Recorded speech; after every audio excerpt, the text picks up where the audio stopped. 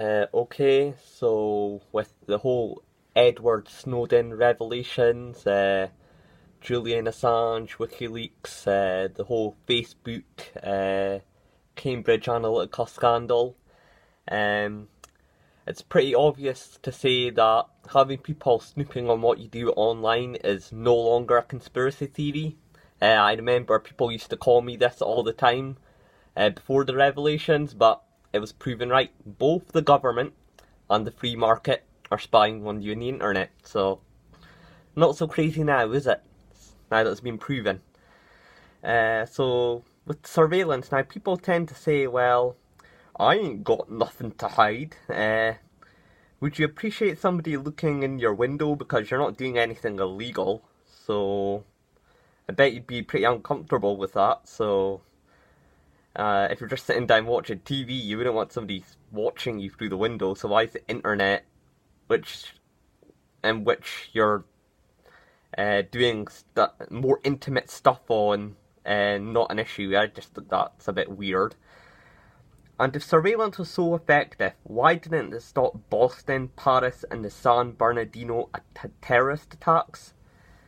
Because look, it doesn't matter how much government surveillance you do, if somebody just goes crazy off the batshit insane and then wakes up one morning and decides they're just going to kill a bunch of people, what is them looking through your Facebook going to do? It's going to do nothing. If you just snap into a crazy outrage of, oh, I'm going to shoot up a school today, like, how can they stop that sudden action, you know? Or just stop anyone from just going insane just out of the blue. What's surveillance going to do then? But even if you are an organised terrorist, or if you're planning to do something, let's say you don't decide to go batshit insane, but you're actually planning an organised attack, you're gonna make sure to have you're gonna know that you're gonna be watched anyway, so you're gonna make sure your text messages, email, and social media are all encrypted. So, and did this all stop the torrents and pirated copied movies and music on the internet? It didn't. It didn't stop. Remember LimeWire and stuff? It didn't stop that. So, you can still download illegal movies and films to this day. So, what's government surveillance gonna do? Lock you up for it? So, and if they don't lock you up for it, then what's the point in enforcing it as a law? Because then they're not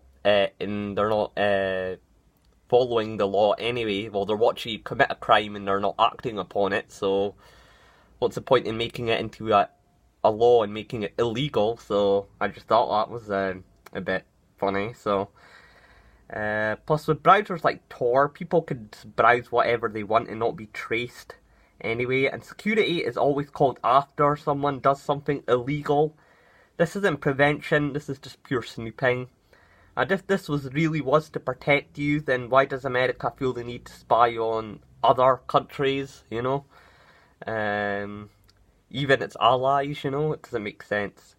If the excuse is to keep us all safe from terrorists, well, are we not following in the terrorists' demands by giving up our freedoms the so-called terrorists hate for security?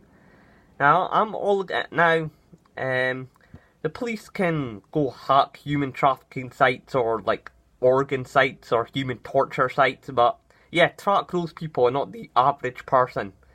People say, well, they probably don't care what I'm doing. Sounds an awful like that sounds like total white privilege. Don't give me that white privilege nonsense. They're not watching you probably, but they're probably watching me, so that's why I have a problem with it. And I'm probably on the hit list anyway, so I don't appreciate the government looking at what I do, so yeah. Plus, we all do and say stupid shit online. This is just an excuse for government to discredit people they go after and show their tweets in court in an attempt to embarrass them, you know? I don't know if you're following that whole Count Dankula case, you know? With his pug, you know? You're probably thinking the internet is so crowded, they probably won't notice me. You are aware the technology could store billions worth of data? It really is just easy just to put civilians on databases. And the internet was created by the government. They have been using this a lot longer than we have. Gotten God knows what future technologies are using to track the modern day internet with now, which will later probably be released to the public. They say other governments do it, well, other governments do a lot of evil things. Should we follow in their footsteps? Plus, if Saudi Arabia, to even China, which is bigger than America in size and population, can censor their entire internet, and that their government could get away with doing that so easily, despite the population and the size being bigger than America, then what makes you think it can't be done here in Scotland, or the UK, whatever you want to call it?